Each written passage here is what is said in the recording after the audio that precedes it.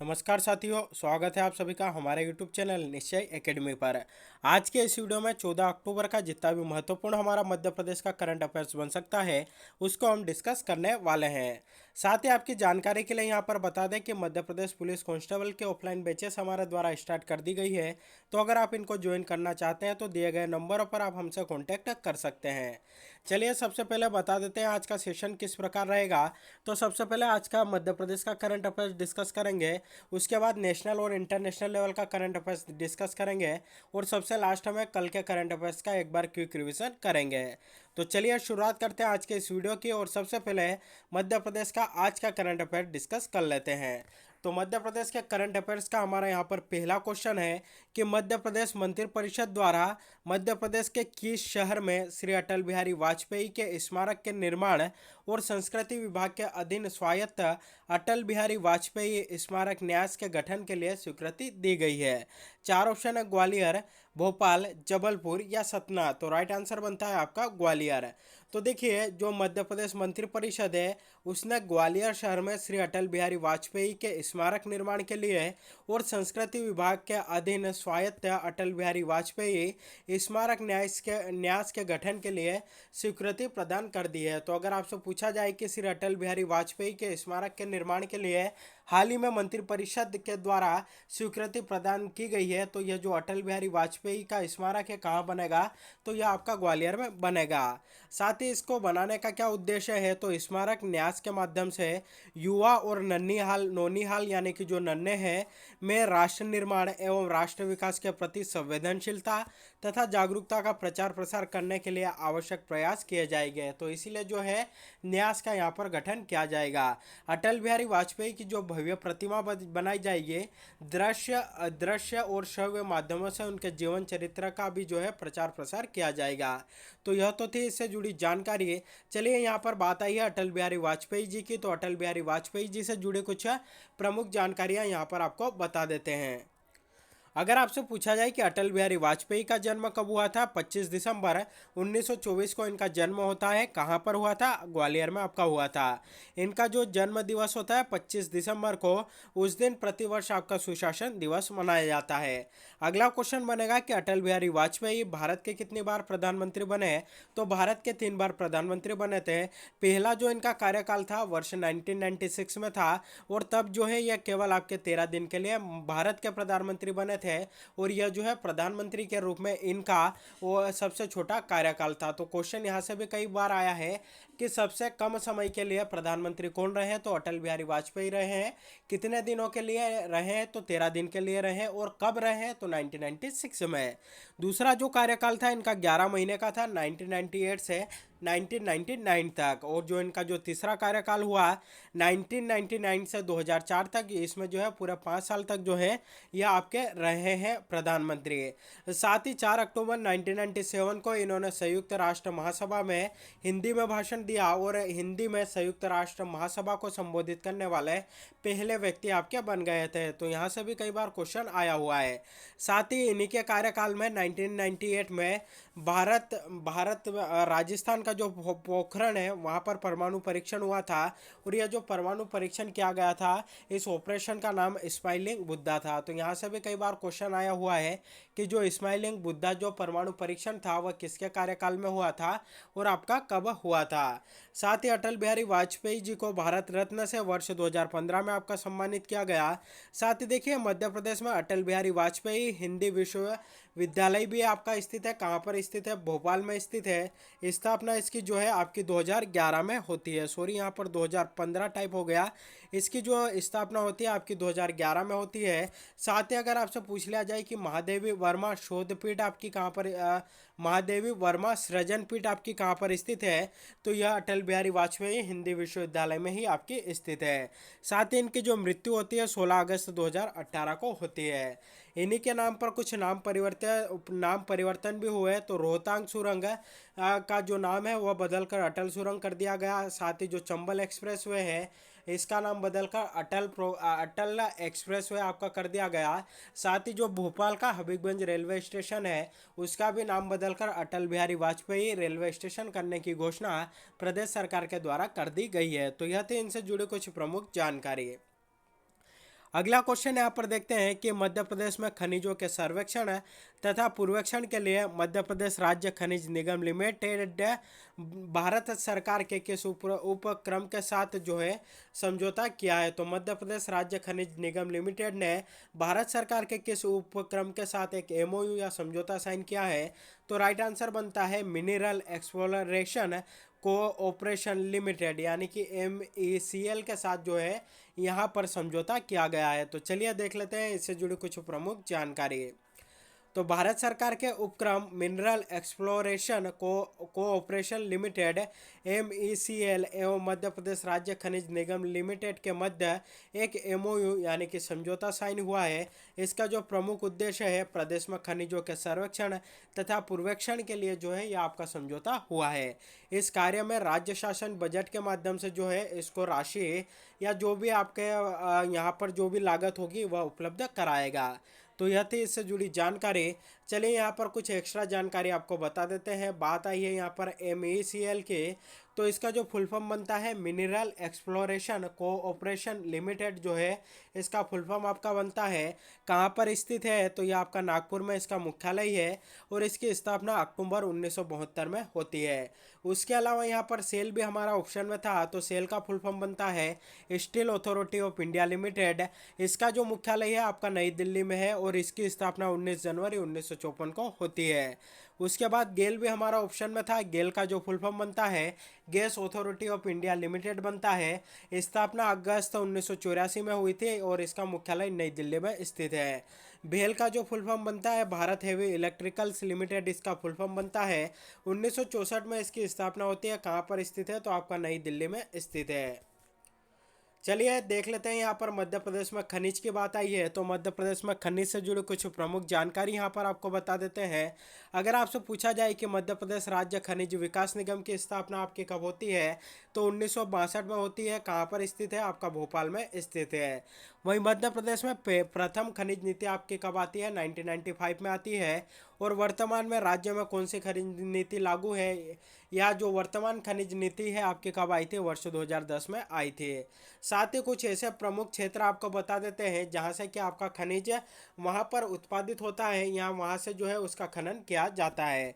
तो कोयला की बात करें तो कोयला जो है मुख्य रूप से हमारे मध्य प्रदेश में कई जगह पर मिलता है, लेकिन मुख्य रूप से सोहागपुर शहडोल में आपका पाया जाता है। चूना पत्थर की बात करें तो मुडवारा कटनी में मिलेगा। मैग्नीज की बात करें तो जो भारवेली खदान है बालाघाट वहाँ पर मुख्यतः पाया जाता है। तांबा जो है मलाजखंड बालाघाट में पाया जाता है, इसीलिए इसको तांबा नगरी के नाम से भी आपका जाना जाता है। लोहा की बात करें तो मुख्य रूप से जबलपुर में पाया जाता है। हीरे के उत्पादन में तो हमारा मध्य प्रदेश पूरे देश भर में प्रथम स्थान पर है और हीरा जो है पन्ना में आपका मिलता है। और पन्ना में कहाँ पर तो मझगवा नामक जो खदान है वहाँ पर जो है आपको मिलता है। वहीं राक फास्फेट जो है आपका झाबुआ में पाया जाता है और ग्रेफाइट जिसे काला शीशा कहा जाता है आपका बैतूल में मिलता है। तो यह मध्य प्रदेश के प्रमुख खनिज है और किस क्षेत्र में पाए जाते हैं वह यहाँ पर आपको बता दिया। अगला क्वेश्चन यहाँ पर देखते हैं कि मध्य प्रदेश के किस शहर की स्मार्ट सिटी द्वारा देश का पहला kids friendly Covid vaccination centre आपका तैयार किया गया। चार ऑप्शन है जबलपुर, भोपाल, रतलाम या धार। तो राइट आंसर आपका बनता है जबलपुर में जो है जबलपुर मध्य प्रदेश की जो जबलपुर स्मार्ट सिटी है उसके द्वारा देश का पहला kids friendly Covid vaccination centre आपका स्थापित किया गया। चलिए देख लेते हैं इससे जुड़ी जानकारी। तो जबलपुर स्मार्ट सिटी ने मनमोहन नगर में देश का पहला kids friendly Covid vaccination centre आपका तैयार किया है। यह जो है एक कमरा है जहां पर वैक्सीनेशन होगा। वहीं दूसरे कमरे में बच्चों के खिलौने के साथ प्रतीक्षा वाला आधा घंटा जो है अपना गुजारेंगे, यानी कि दो दो रूमों का या दो कमरों का जो है वैक्सीनेशन सेंटर यहाँ पर तैयार किया गया, जिसमें कि एक में तो उनका वैक्सीनेशन किया जाएगा, लेकिन जैसा कि आप सभी जानते हैं वैक्सीनेशन या टीका लगवाने के बाद आधा घंटा हमें वहाँ पर वेट करना होता है। तो उस वेट के लिए जो है यहाँ पर अलग से जो है कमरा बनाया गया ताकि बच्चे जो है वहाँ पर बोर ना हो और जो है उनका आसानी से वहाँ पर आधा घंटा बीत जाए। भारत बायोटेक की जो वैक्सीन है जिसका नाम है कोवैक्सीन है, यह जो है 2 से 18 वर्ष की उम्र के बच्चों के लिए भी जो है आपकी प्रभावी है और इसके लिए जो है ट्रायल भी कर चुके हैं और ये जो ट्रायल रहा था सफल रहा था। इसका डाटा जो है SE सेक और DCGI यानी कि जो drug drug controller general of India है, उसको भी जो है इसकी रिपोर्ट सौंप दी गई है। और वहाँ से अगर मंजूरी मिल जाती है तो उसके बाद बच्चों को भी जो है कोरोना का टीका यहाँ पर लगेगा। तो यहाँ से भी क्वेश्चन हमारे लिए बन सकता है कि यहाँ पर जो है पहला kids friendly Covid vaccination centre आपका कहाँ पर स्थापित किया गया, तो यह जो है आपका जबलपुर में स्थापित किया गया। तो यह थी इससे जुड़ी जानकारी। आपको देखिए यहाँ पर मेरी आवाज़ थोड़ी कम लग रही होगी, थोड़ी अभी तबीयत ठीक नहीं होने के कारण जो है ज़्यादा ज़ोर से यहाँ पर नहीं बोल पा रहा हूँ मैं, लेकिन आप जो है थोड़ा बहुत एडजस्ट यहाँ पर कर लीजिएगा। तबीयत खराब होने के बाद भी जो है मैं यहाँ पर आपका वीडियो बना रहा हूँ ताकि आपका एक भी दिन का करंट अफेयर्स यहाँ पर न छूटे। चलिए देख लेते हैं इससे जुड़े कुछ इंपॉर्टेंट एक्स्ट्रा फैक्ट। तो देखिए हमने अभी देखा यहाँ पर भारत में वैक्सीनेशन, तो इससे जुड़ी कुछ प्रमुख जानकारी आपको यहाँ पर बता देते हैं कि जो टीकाकरण है इसकी शुरुआत आपकी कब होती है भारत में। तो भारत में जो टीकाकरण की शुरुआत होती है 16 जनवरी 2021 को होती है। और इसी के साथ हमारे मध्य प्रदेश में भी 16 जनवरी 2021 को ही शुरुआत होती है। और मध्य प्रदेश के किस जिले से होती है, तो मध्य प्रदेश के सिंगरौली जिले से जो है आपकी इसकी शुरुआत होती है। वही देखिए जो दो टीके लगाए जा रहे हैं हमारे भारत में, एक कोविशील्ड का लग रहा है, एक कोवावैक्सीन का लग रहा है। कोविशील्ड को किसने तैयार किया, तो जो सीरम इंस्टीट्यूट पुणे में स्थित है उसके द्वारा कोविशील्ड तैयार किया गया। और कोवावैक्सीन जो है भारत बायोटेक के द्वारा जो है इसको तैयार किया गया। वहीं भारत में आपातकालीन उपयोग के लिए जो है 3 विदेशी वैक्सीन्स को भी जो है यहाँ पर मंजूरी मिल गई है। पहली आपकी मॉडर्ना जो कि संयुक्त राज्य अमेरिका की है, दूसरी है स्पुतनिक वी जो कि आपकी रूस की है, और तीसरी जॉनसन एंड जॉनसन है जो कि आपकी कहाँ की है, तो ये आपकी ब्रिटेन की है। साथ ही अगला क्वेश्चन यहाँ पर बनेगा कि कोरोना को महामारी कब घोषित किया गया। तो जो कोरोना है इसको आपका महामारी घोषित किया गया था 11 मार्च 2020 को। 11 मार्च 2020 को इसको जो है महामारी घोषित किया गया। और किसने इसको घोषित किया था, तो WHO यानी कि वर्ल्ड हेल्थ ऑर्गेनाइजेशन के द्वारा इसको घोषित किया गया। वहीं अगला क्वेश्चन बनेगा कि भारत में कोरोना का टीका लगाने वाला पहले व्यक्ति कौन है, तो उनका नाम है आपका मनीष कुमार। मनीष कुमार भारत में टीका लगाने वाले प्रथम व्यक्ति है। और कहाँ के हैं, तो यह एम्स के आपके कर्मचारी है, एम्स दिल्ली के आपके कर्मचारी है। तो यह थी इससे जुड़ी जानकारी। इसी के साथ हमारा मध्य प्रदेश का करंट अफेयर्स यहाँ पर कंप्लीट होता है। चलिए नेशनल और इंटरनेशनल लेवल का करंट अफेयर्स यहाँ पर डिस्कस कर लेते हैं। पहला क्वेश्चन है, भारतीय रेलवे ने पहली बार लंबी दूरी की 2 मालगाड़ियों का परिचालन किया है। इन दोनों मालगाड़ी का नाम क्या है, तो पहला ऑप्शन है त्रिशूल, दूसरा ऑप्शन है गरुड़, तीसरा ऑप्शन है उपरोक्त दोनों, या चौथा ऑप्शन है उपरोक्त में से कोई नहीं। तो राइट आंसर आपका बनता है उपरोक्त दोनों, यानी कि ऑप्शन सी हमारा यहाँ पर राइट आंसर बनता है। देख लेते हैं इससे जुड़ी जानकारी। रेलवे ने दक्षिण मध्य रेलवे में पहली बार 2 लंबी दूरी की मालगाड़ियां त्रिशूल और गरुड़ का जो है सफलतापूर्वक संचालन किया है। तो इन दोनों रेलवे के जो दोनों एक्सप्रेस आपकी चलाई गई है या जो मालगाड़ियां चलाई गई है, इनका नाम हमारे लिए इम्पोर्टेंट बनता है। चलिए यहाँ पर बात आई है रेलवे की, तो भारतीय रेलवे की। तो भारत में रेलवे से संबंधित है कुछ प्रमुख जानकारियां यहाँ पर आपको बता देते हैं। अगर आपसे पूछा जाए कि भारत में रेलवे की शुरुआत कब होती है, तो भारत में रेलवे की जो शुरुआत है 16 अप्रैल 1853 से जो है होती है। पहली जो ट्रेन है मुंबई से थाने के बीच में आपकी 34 किलोमीटर चलती है। तो 1853 में जो है इसकी स्थापना होती है, या भारत में पहली ट्रेन आपकी चलती है। और उस समय भारत का वायसराय कौन था, तो यहाँ पर जो है आपके डेहलोजी है, लॉर्ड डेहलोजी के शासनकाल में चलती है। इसका जो मुख्यालय है यानी कि जो भारतीय रेलवे है, इसका मुख्यालय आपका कहाँ पर स्थित है, नई दिल्ली में स्थित है। वर्तमान में रेल मंत्री कौन है, तो अश्विनी वैष्णव है। रेलवे बोर्ड के अध्यक्ष और CEO वर्तमान में कौन है, सुनीत शर्मा है। वहीं RPFS के महानिदेशक वर्तमान में कौन है, तो अरुण कुमार है। वहीं स्वतंत्र भारत के पहले रेल मंत्री कौन थे, तो जॉन मथाई जो है स्वतंत्र भारत के आपके पहले रेल मंत्री थे। तो यह थी इससे जुड़ी जानकारी। अगला क्वेश्चन है, 12 अक्टूबर 2021 को राष्ट्रीय मानवाधिकार आयोग यानी कि नेशनल ह्यूमन राइट कमीशन ने अपना कौन सा स्थापना दिवस मनाया, तो राइट आंसर बनता है 28वां स्थापना दिवस इनके द्वारा मनाया गया। तो देख लीजिए इससे जुड़ी जानकारी। एनएचआरसी की स्थापना मानव अधिकार संरक्षण अधिनियम 1993 के तहत 12 अक्टूबर 1993 को मानवाधिकारों के प्रचार और संरक्षण के लिए आपकी की गई थी। चलिए देख लेते हैं राष्ट्रीय मानवाधिकार आयोग से जुड़ी जानकारी। तो इसकी स्थापना 12 अक्टूबर 1993 को आपकी होती है। इसका जो मुख्यालय है आपका नई दिल्ली में स्थित है। इसके अध्यक्ष वर्तमान में कौन है? अरुण कुमार मिश्रा है। और इसका मोटो यानी कि उद्देश्य क्या है? तो सर्वे भवन्तु सुखिन जो है इसका आपका मोटो है। मे आल बी हैप्पी जो है इसका प्रमुख उद्देश्य है या इसका मोटो है। चलिए देखते हैं यहाँ पर हमारा अगला क्वेश्चन है लाल बहादुर शास्त्री राष्ट्रीय पुरस्कार 2021 से किसे सम्मानित किया गया? चार ऑप्शन है, डॉक्टर रणदीप गुलेरिया, शशिकांत शर्मा, विनीता गुप्ता या रामशंकर कुमार। तो राइट आंसर आपका बनता है डॉक्टर रणदीप गुलेरिया को लाल बहादुर शास्त्री राष्ट्रीय पुरस्कार 2021 से आपका सम्मानित किया गया। चलिए देख लेते हैं इनसे जुड़ी कुछ प्रमुख जानकारी। तो उपराष्ट्रपति एम वेंकैया नायडू ने प्रख्यात पल्मोनोलॉजिस्ट और अखिल भारतीय आयुर्विज्ञान संस्थान एम के निदेशक डॉक्टर रणदीप गुलेरिया को उत्कृष्टता के लिए 22वां लाल बहादुर शास्त्री राष्ट्रीय पुरस्कार प्रदान किया गया। इस पुरस्कार के अंतर्गत 5 लाख रुपए का नगद इनाम आपका दिया जाता है। एक प्रशस्ति पत्र और एक पट्टिका भी जो है आपके इसके अंदर भेंट की जाती है।